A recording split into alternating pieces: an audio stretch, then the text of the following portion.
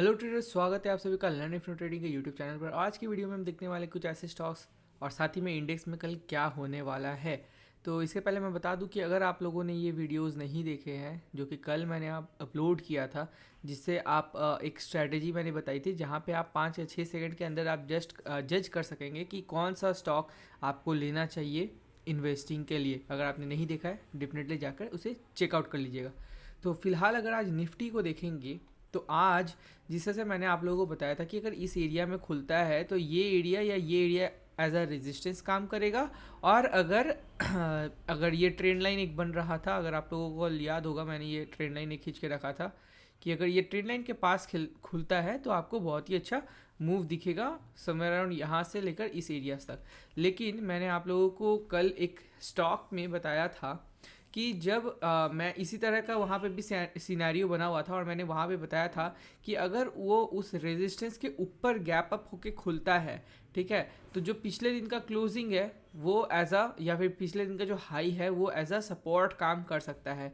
और ठीक वही चीज़ आज हुई है निफ्टी में। ये जो पिछले दिन का जो हाई था वो एज अ सपोर्ट यहाँ पर काम किया। यहाँ पे हाई गैप अप होकर खुला मार्केट काफ़ी ज़्यादा, और जो पिछले दिन का जो सारा रेजिस्टेंस था उसको तोड़कर ऑलरेडी खुला यहाँ पर। ये नीचे की तरफ आया, अपने पिछले दिन का जो हाई था उस पे सपोर्ट लेके ये बहुत ही अच्छे तरीके से गया। This was not a very good trending day, but definitely आज के दिन छोटा प्रॉफिट तो बना ही सकते थे और हमारे स्टूडेंट्स लोगों ने भी ऑप्शंस बाइंग में काफ़ी अच्छा पैसा बनाया। तो चलिए देखते हैं अब क्या होने की आशंका है। तो जिस तरह से मैं आप लोगों को बता रहा था कि ये दो जो है ये रेजिस्टेंस जोन है और इसके अंदर रहेगा तो मार्केट साइडवेज रहेगा। और आज भी काइंड ऑफ मार्केट जो है थोड़ा वॉलेटाइल था कि बहुत नीचे आया, फिर ऊपर गया, फिर नीचे आया और फिर ऊपर की तरफ गया है।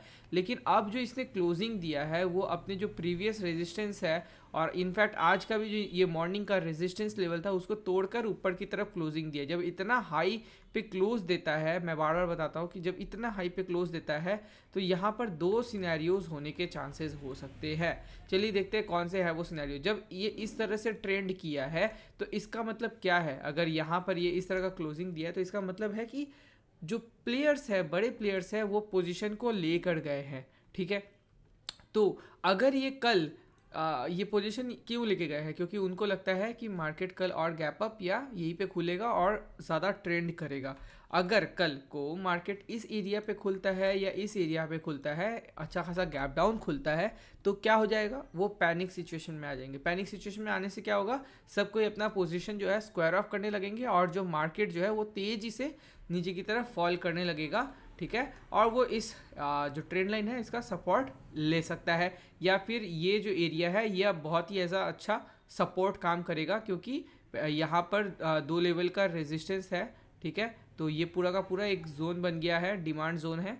तो यहाँ पे आने से दोबारा से यहाँ पर फिर बाइंग भी शुरुआत होने की चांसेस है। तो दोनों चीज़ें हो सकती है अगर नीचे खुलता है तो, ठीक है। लेकिन ट्रेंड लाइन का सपोर्ट है, इसका सपोर्ट है, ये रेजिस्टेंस जोन का सपोर्ट है, तो हर एक जोन का सपोर्ट के कारण यहाँ पे उसको सपोर्ट मिल जाए इसी की चांसेस ज़्यादा है, ठीक है। लेकिन अगर ये इसके आसपास कहीं खुलता है तो कल बहुत ही अच्छा ट्रेंडिंग डे होने वाला है क्योंकि आसपास में कोई भी रेजिस्टेंस नहीं है और इसके बाद का जो आपका रेजिस्टेंस है वो कम से कम 150 से 200 पॉइंट ऊपर तक है।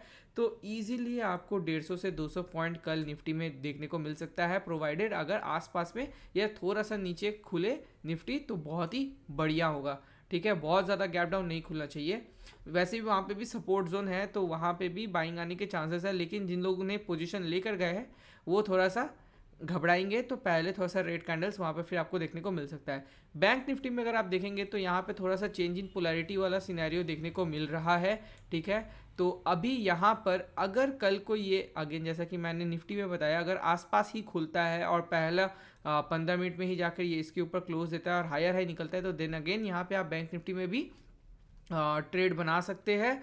और यहाँ पर भी लगभग आपको जैसा कि आप देख सकते हैं 650 का हाई है, लगभग आप 500 से 600 पॉइंट इजीली मानकर चल सकते हैं कि बैंक निफ्टी में भी आप कैप्चर कर सकेंगे अगर आस पास में अगर खुलता है, बट अगर आप देखो गैप डाउन अगर कहीं से भी खुल जाता है, तो जैसा कि आप लोग ऑलरेडी देख रहे हैं कि ये एक रेजिस्टेंस एरिया पे आ चुका है, जो कि पहले एज सपोर्ट भी काम कर रहा था, तो चेंज इन पोलैरिटी यहाँ पर सिनेरियो हो सकता है। और यहाँ पर अगर कल को बाई चांस यहाँ पर एक रेड कैंडल बन जाता है, तो अगेन यहाँ पर फॉल थोड़ा सा हो सकता है। मैं ऐसे नहीं बोलूँगा कि पूरा का पूरा यहाँ से यहाँ तक क्रैश कर जाएगा, बट यहाँ पे थोड़ा दिन फॉल और थोड़ा सा वोलेटाइल मार्केट दोबारा से बन सकता है। अभी चलिए देखते हैं कुछ ऐसे स्टॉक्स जिनमें आप कल ट्रेड बना सकते हैं। तो सबसे पहला है हीरो मोटर कॉर्प। तो हीरो मोटर कॉर्प आपको देख के आराम से समझ में आ रहा होगा, जैसा कि वहाँ पे मैंने आप लोगों को बताया चेंज इन पोलैरिटी यहाँ पे भी हुआ है, सपोर्ट सपोर्ट सपोर्ट सपोर्ट, अब ब्रेक किया, यहाँ पे रेजिस्टेंस लिया और ये अब की ब्रेक कर दिया, राइट। पहली बार में ये ब्रेक नहीं कर पाया था और मेजॉरिटी टाइम्स पहली बार में ब्रेक नहीं होता है, ठीक है। तो यहाँ पर इसने ब्रेक किया है, बहुत ही बढ़िया कैंडल बना है, RSI भी 60 के ऊपर जाके क्लोज दे दिया है। नाउ अगर ये आज का जो अपना हाई है, जो कि है इसका समवेयर अराउंड 2584, इसके ऊपर अगर ये निकलता है तो आप इसमें 0.5 या 0.6% एसएल के साथ 1 से 1.5% का टारगेट ईजिली प्लान कर सकते हैं। यहाँ पे 2% तक तो फ्री साइड, 2.4% का अपसाइड फ्री मूव दिखाई दे रहा है, तो टारगेट इसमें बड़ा भी हो सकता है, ट्रेल करते हुए जाइए। अदानी पावर में आप इजीली देख सकते हैं, यहाँ पर बहुत ही बढ़िया एक ट्रायंगल पैटर्न को ब्रेक करके ये बाहर की तरफ निकल गया है। RSI यहाँ पे भी 60 को तोड़ चुका है और बहुत ही बढ़िया क्लोजिंग भी दिया है। तो आज का जो इसका हाई है, जो कि है 110.2, अगर इसके ऊपर वो निकलता है तो अगेन यहाँ पर भी आपको जो मैक्सिमम दिखना है वो 3.25% का है, तो लगभग 1.5 से 3% तक का आप इसमें भी मूव देख सकते हैं विथ 0.7 या 0.8% एसएल के साथ, क्योंकि थोड़ा सा ये ज़्यादा वोलेटाइल है, तो आपको थोड़ा सा इसमें एसएल भी थोड़ा सा बड़ा रखना पड़ सकता है।